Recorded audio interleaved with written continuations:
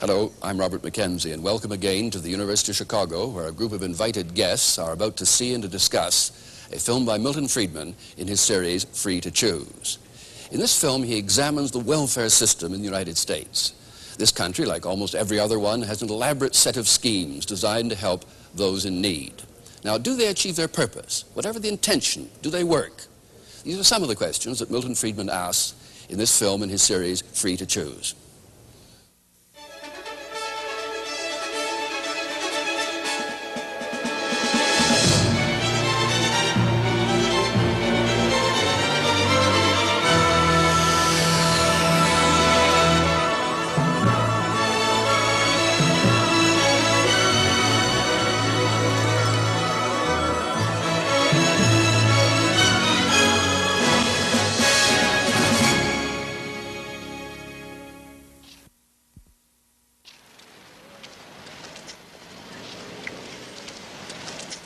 After the Second World War, New York City authorities retained rent controls, supposedly to help their poorer citizens.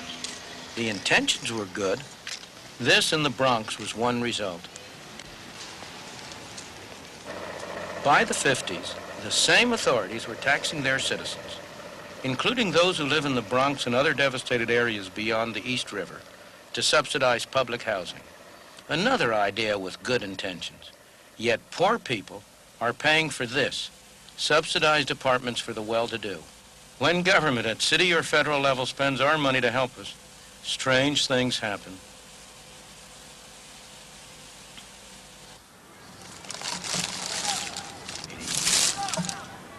The idea that government had to protect us came to be accepted during the terrible years of the Depression.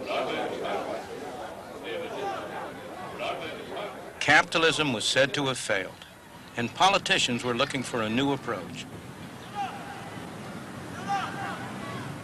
Franklin Delano Roosevelt was a candidate for the presidency. He was governor of New York State. At the governor's mansion in Albany, he met repeatedly with friends and colleagues to try to find some way out of the Depression. The problems of the day were to be solved by government action and government spending. The measures that FDR and his associates discussed here derived from a long line of past experience. Some of the roots of these measures go back to Bismarck's Germany at the end of the 19th century, the first modern state to institute old age pensions and other similar measures on the part of government. In the early 20th century, Great Britain followed suit. Under Lloyd George and Churchill, it too instituted old age pensions and similar plans.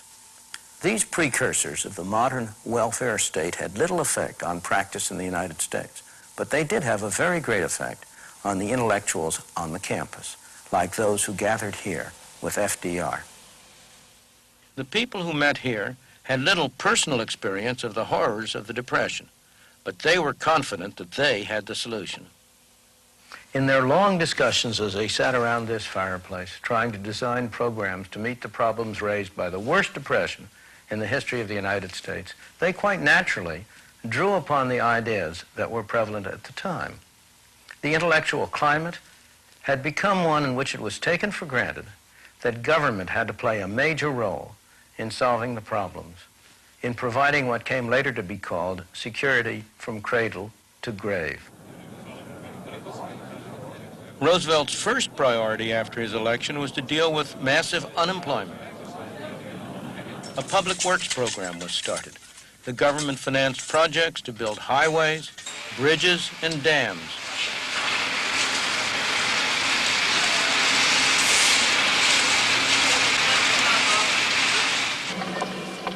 The National Recovery Administration was set up to revitalize industry. Roosevelt wanted to see America move into a new era.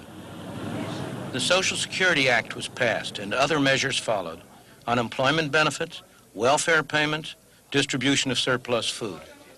With these measures, of course, came rules, regulations, and red tape, as familiar today as they were novel then. The government bureaucracy began to grow, and it's been growing ever since.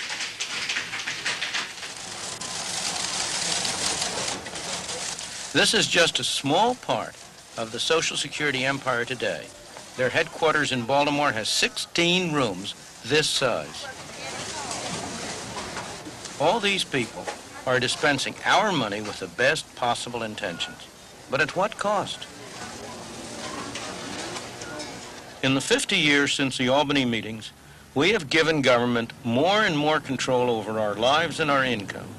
In New York State alone, these government buildings house 11,000 bureaucrats, administering government programs that cost New York taxpayers $22 billion. At the federal level, the Department of Health, Education, and Welfare alone has a budget larger than any government in the world, except only Russia and the United States. Yet these government measures often do not help the people they are supposed to. It's all right. Richard Brown's daughter, Halima, needs constant medical attention. She has a throat defect and has to be connected to a breathing machine so that she'll survive the nights. It's expensive treatment, and you might expect the family to qualify for a Medicaid grant.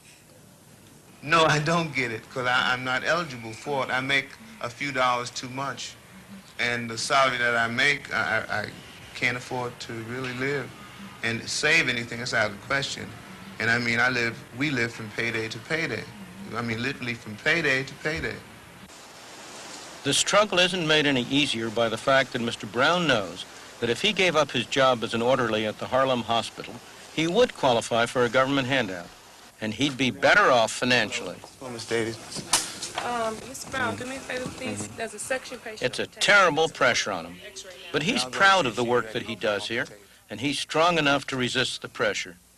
Mr. Brown, and you're fully dilated, so I'm here to take you to the delivery room. Try not to push, please, because you want to have a nice, sterile delivery. Okay. Mr. Brown has found out the hard way that welfare programs destroy an individual's independence. We've considered welfare.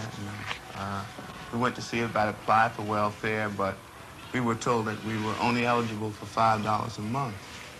And to receive this $5, we would have to cash in our son's savings bonds, and that's not even worth it. But I don't believe in something for nothing anyway. I think a lot of people are capable of working and are willing to work, but it's just the way it's set up. The mother and the children are better off if the husband isn't working or if the husband isn't there. And this breaks up so many poor families. One of the saddest things is that many of the children whose parents are on welfare will, in their turn, end up in the welfare trap when they grow up.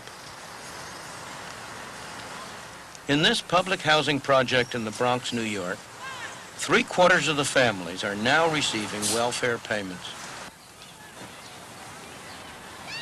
Well, Mr. Brown wanted to keep away from this kind of thing for a very good reason. The people who get on welfare lose their human independence and feeling of dignity.